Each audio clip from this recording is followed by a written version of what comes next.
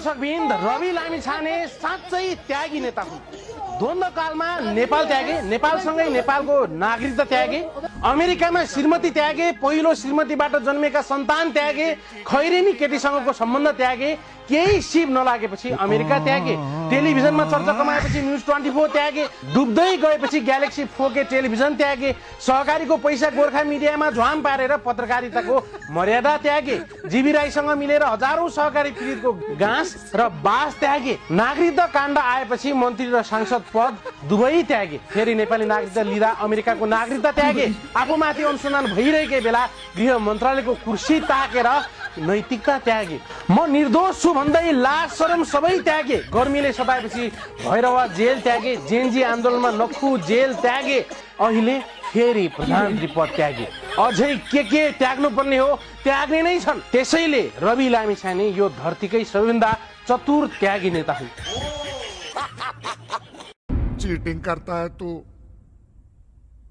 Cheating करता है तू। हो दर्शकबिन्द रवि लामिछाने साँच्चै त्यागी नेता हुन्।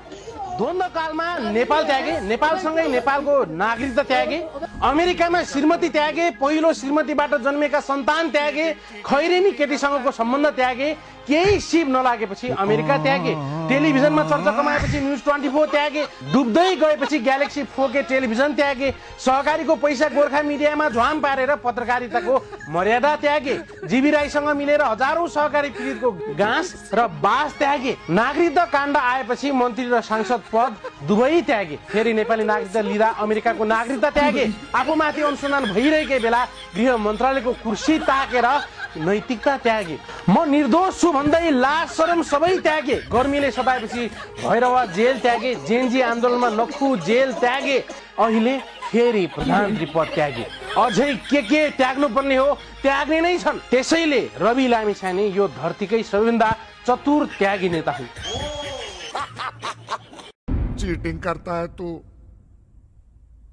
चीटिंग करता है तू।